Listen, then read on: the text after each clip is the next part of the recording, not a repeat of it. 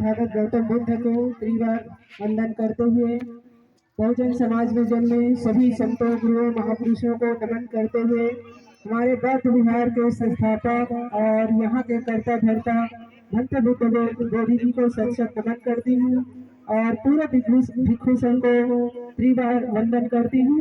साथ ही साथ इस माघी पूर्णिमा के 3 दिवसीय कार्यक्रम में उपस्थित भारत के सम्मानीय नागरिकों को मेरा सादर जय भी, नमो बुद्धाय, जय संविधान।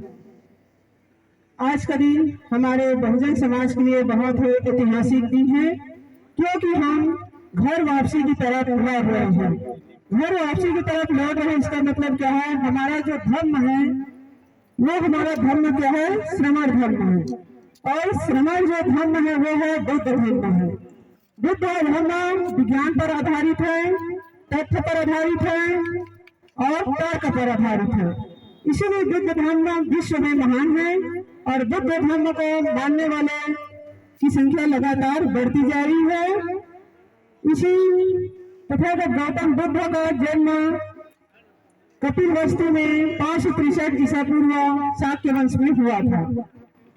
वो अपने माता पिता के इकलौता संतान थे और उन्होंने ज्ञान की प्राप्ति के लिए, जैसे कि कई लोगों ने तपस्या की है, कई साधु होते हैं, संत होते हैं, तपस्या करते हैं, तो उसी तरह से उन्होंने भी ज्ञान की प्राप्ति के लिए शुरुआत में तपस्या की है। लेकिन उनको तपस्या करने से कोई फायदा नहीं हुआ।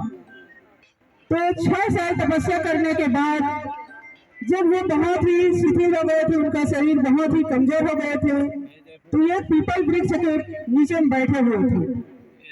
जब पीपल वृक्ष के नीचे में बैठे हुए थे तो उसी समय जो महिला है सुजाता जी जो उपवास थी वो खीर लाकर वहां पर रखी और एक चम्मच उसके मुंह में डाले। तथागत गौतम बुद्ध के मुंह में एक चम्मच डाले। उनको थोड़ा अच्छा लगा, ऊर्जा आने लगा, तो उन्होंने देखा कि यहाँ पर कुछ खाद्य पदार्थ है खाली है, इसको खाने लगे। तब उनके ज्ञान में जाने उनको ऊर्जा प्राप्त हुआ और ऊर्जा प्राप्त हुआ तभी उनमें सोचने समझने की क्षमता उत्पन्न हुई। तो उन्होंने कहा कि तपस्या से कुछ नहीं मिलता, जो भी मिलेगा वो हमारे चिंतन से मिलेगा। और उन्होंने लगातार चिंतन करने लगे कि सत्य क्या है और विज्ञान क्या है। तो उन्होंने देखा कि जो अपने लिए सही है, जो अपने लिए लाभदायक है, अपने परिवार के लिए लाभदायक है, अपने समाज के लिए लाभदायक है और जो पूरा विश्व के लिए लाभदायक है, वही क्या है? सत्य है। और वही क्या है? बुद्ध है। तभी उन्होंने सत्य की पहचान की कि जो हमारे समाज के लिए, हमारे परिवार के लिए, अपने लिए क्या है? लाभदायक है, उनके हित के लिए है, कल्याणकारी है, तो वही क्या है? बुद्धि है और वही क्या है? बुद्ध का धर्म है। तो इस तरह से तथागत गौतम बुद्ध ने बुद्धत्व को प्राप्त किया और बुद्धत्व को प्राप्त करके उन्होंने पूरे समाज को समानता, स्वतंत्रता, बंधुता, भाईचारा और न्याय का संदेश दिया और उन्होंने प्रज्ञाशील करुणा का जो आधार है बुद्ध धर्म का, उनको समाज के बीच में बताया। इसके अतिरिक्त तथागत गौतम बुद्ध के जो विचार है, जो 563 ईसा पूर्व जो विचार है, उसको हमारे महापुरुषों ने आगे बढ़ाने का कार्य किया। जिसे 14वीं शताब्दी में संत रविदास जी पैदा हुए और संत रविदास जी ने क्या कहा? ऐसी चाहो राज जहाँ सबन को मिले अन्न, छोटे बड़े सम बसे रविदास जी रहे प्रसन्न। तो इस तरह से 14वीं शताब्दी में संत रविदास जी ने क्या कहा? समानता की बात रखा और संत रविदास जी क्या चाह रहे थे? बेगमपुरा नगर बसाना चाह रहे थे। बेगमपुरा का मतलब है कि जहाँ कोई गांव ना हो। तो ऐसे नगर बसाने वाले हमारे संत रविदास जी की जयंती है कल, तो उस जयंती के अवसर पर आप सभी को बहुत बहुत बधाई और मंगल कामनाएं। इसके अतिरिक्त रविदास जी ने क्या कहा? वो भी 14वीं शताब्दी में जन्मे थे और उन्होंने कहा कि पत्थर पूजे से प्रभु मिले तो मैं पूजा पहाड़, इससे तो भली है चक्की जिससे पीस खाए संसार। अर्थात उन्होंने 14वीं शताब्दी में कह दिए थे कि पत्थर पूजे से कोई भगवान नहीं मिलेगा, कोई हमारी इच्छा पूरा नहीं होगी। और अगर हमारे समाज को हित होगा, अगर पत्थर के पूजने से मेरे समाज को हित होगा, उनका कल्याण होगा, तो मैं छोटे छोटे पत्थर को क्या बड़ा पहाड़ को पूजूंगा। तो इस तरह से कबीरदास जी का संदेश है। और उन्हीं संदेश को आगे बढ़ाते हुए 18वीं शताब्दी में गुरु घासीदास जी ने क्या कहा, मनखे मनखेला एक समान। अर्थात प्राकृतिक रूप से तो हर आदमी एक समान है, लेकिन जो भौतिक संसाधन है उसमें हमारे देश में क्या है, बहुत सारे विषमताएं है। जाति के आधार पर, धर्म के आधार पर, संपत्ति के आधार पर क्या है, बहुत सारे ऊंच नीच जातिगत भेदभाव है।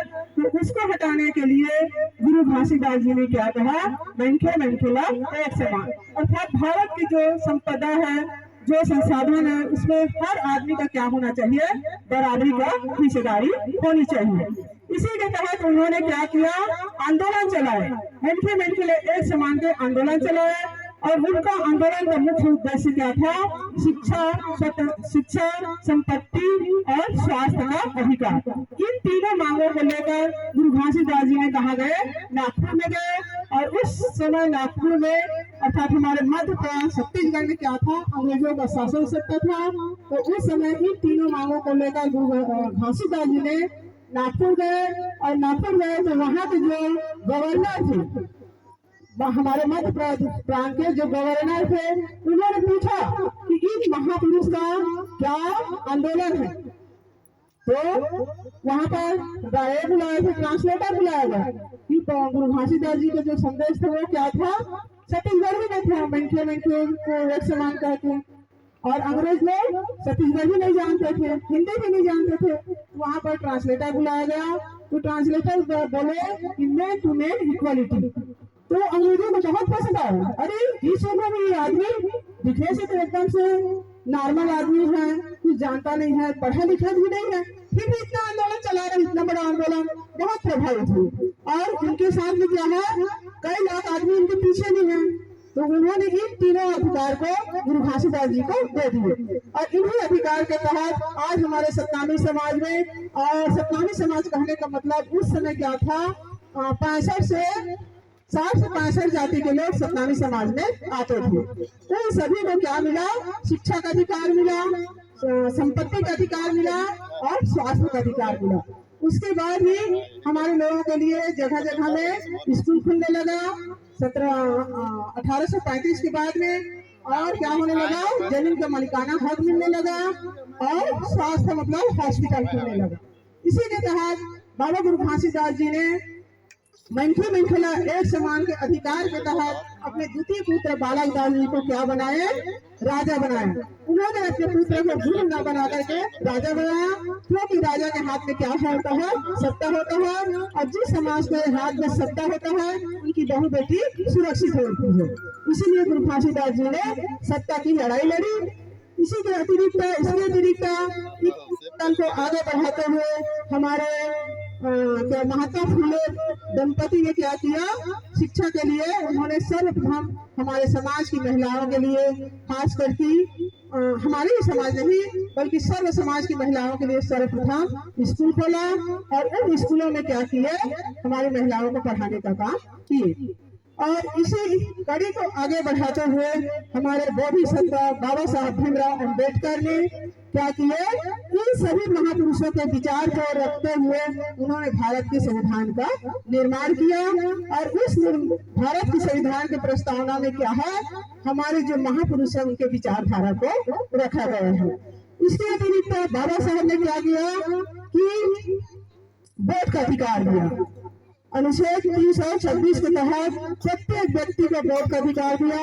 और ये वोट का अधिकार क्या है कि कोई भी व्यक्ति, भारत का कोई भी व्यक्ति क्या हो सकता है, राजा बन भी सकता है और राजा बना सकता है। लेकिन इस वोट का दुरुपयोग करके आज हमारा समाज क्या है, गरीब बनता जा रहा है और लाचार बनता जा रहा है। बाबा साहब ने उस वोट के अधिकार के लिए अपने 4 बच्चों की कुर्बानी दी, अपने पत्नी माता रमाबाई की कुर्बानी दी, लेकिन आज भी हमारा समाज उस कुर्बानी को समझ नहीं पा रहा है और लगातार गुलामी, लाचारी और गुलाम करने में तुले हुए हैं। तो इस तरह से और हमारे बाबा साहब भीमराव अम्बेडकर और जितने भी महापुरुषों के जो विचारधारा है उसको हमारे माननीय साहब काशीराम साहब ने साइकिल रैली के माध्यम से जन जन तक पहुंचाने का काम किए। तो इस तरह से हमारे महापुरुषों के विचार को काशीराम साहब ने जन जन तक पहुंचाने का काम किया। अब पारी है हमारी, तो हम क्या कर रहे हैं? तो आज हम थोड़ा सा नौकरी मिल जाने की वजह से या 2 पैसा कमा लेने की वजह से हम क्या कह रहे हैं कि हम सक्षम हो गए हैं, हमें किसी भी चीजों की जरूरत नहीं है। और कहीं पर भी कोई नेता है, कोई अन्य पार्टी के लोग हैं, 2-4 पैसा दे देते हैं तो हम क्या करने लगते हैं? चमचागिरी करने लगते हैं। तो आज हमें क्या की जरूरत है? हमें राजा बनने की जरूरत है। जिस दिन पूर्व हमारे भारद्वाज सर बंजारे सर जी ने बोले कि आज यूजीसी का बिल आया है। अभी 12 जनवरी को यूजीसी का बिल आया है, अर्थात विश्वविद्यालय अनुदान आयोग के द्वारा एक रेगुलेशन तैयार किया गया है, जिसमें SC, ST, OBC के जो बच्चे हैं, जो विद्यार्थी, उनका संरक्षण के लिए भी पास किया गया है। लेकिन इसका लगातार विरोध हो रहा है। जो 3% ब्राह्मणवादी लोग हैं वो क्या कर रहे हैं? इसका विरोध कर रहे हैं। लेकिन हमारे लोग जो 90% हैं उनको पता ही नहीं है कि ये यूजीसी भी क्या है। तो इसके लिए हमको समझना है, जानना है कि देश में क्या चल रहा है। हम सिर्फ क्या कर रहे हैं? खा रहे हैं, पी रहे हैं, सो रहे हैं।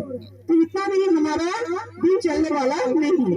लगातार हमारे हक अधिकार पर क्या किया जा रहा है? हमला किया जा रहा है और धीरे धीरे हमारे संविधान जो हमें संरक्षण प्रदान करता है उसको कमजोर किया जा रहा है और हमें लाचार बनाया जा रहा है।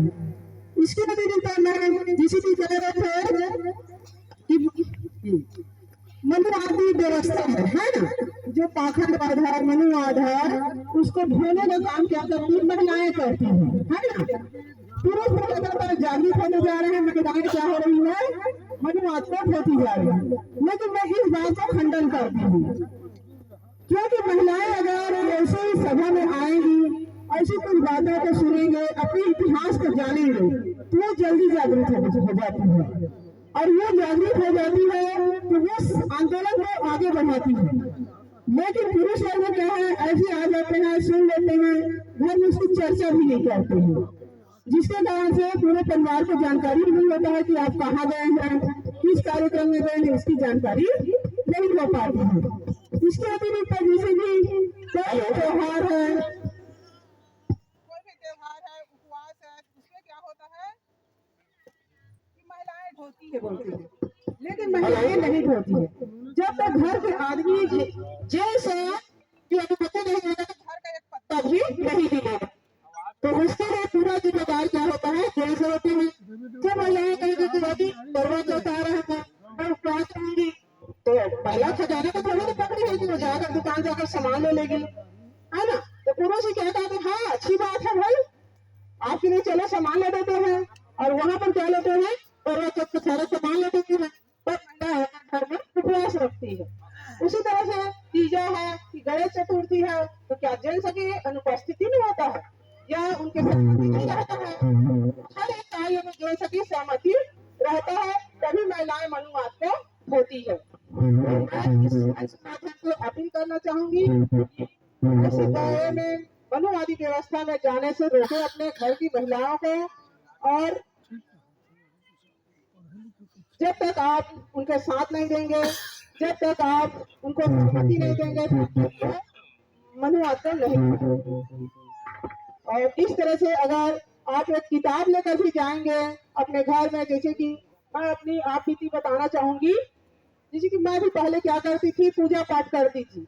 हम लोग जो घर में रहते थे उसके आंगन में चौड़ा रहता था, महादेव का चौड़ा, इसमें मैं सुबह सुबह नहा करके एकदम से बढ़िया पानी चढ़ाती थी, चावल चढ़ाती थी। हमारे यहाँ सर बोलते थे आप एमएससी भी हो, ये क्या में लगे हो, रोज चावल चढ़ा रही हूँ, चढ़ा रही हूँ होते थे। मैं बोलती तो क्यों नहीं चढ़ाएंगे, सब चढ़ाते हैं तो नहीं होता है, आप ही को ज्यादा हो जाता है, ऐसी बोलती थी। कई दिन तक बोले, लेकिन मैं सुन ही नहीं रही थी। लेकिन एक दिन एक किताब ला कर दिए कि यदि बाबा ना होते, तो किताब में बहुत असर होता है। आप किताब को कोई भी महापुरुष की जीवनी को पढ़ेंगे तो आपका रोम रोम खड़ा हो जाएगा। तो वैसे ही मैं भी उस किताब को पढ़ी, यदि बाबा साहब ना होते। तो रात भर में मैं उस किताब को 3 बार पढ़ी, एकदम व्याकुल हो गई। अरे सब चीज तो बाबा साहब ने दिए हैं, तो ये मंदिर और ये पत्थर मैं पूज रही हूँ, क्या दिया है? तो सुबह उठिए, बोली इनको कि इसको क्या कहते हैं, तोड़ कर फेंक दीजिए। तो बोले ये आपका भगवान है, मैं तो तोड़ूंगा, ऐसे बोले। तो फिर मैं फावड़ा लाई और तगाड़ी लाई, उसको तोड़ी फोड़ी और तगाड़ी में डालकर फेंक दी। तब से मैं बाबा साहब के अनुयायी बन गई, और बाबा साहब मेरे इष्ट हैं, मेरे हर चीज है। और बाबा साहब की ही वजह से मैं यहाँ पर 2 शब्द बोल पा रही हूँ, और उनकी वजह से ही मैं इतना मान सम्मान से जी रही हूँ। तो एक शब्द मैं बोलना चाहूंगी, ये रुतबा मेरे सिर को तेरे संविधान से है, ये रुतबा मेरे सिर को तेरे संविधान से है, ये मान सम्मान भी तेरे संविधान से मिला है। औरों को जो मिला है वो मुकद्दर से मिला होगा, लेकिन ये मुकद्दर भी मेरे तेरे संविधान से मिला है, तेरे संविधान से मिला है। आप सभी को पुनः जय भी, मनोबुद्ध, जय संविधान। Hello hello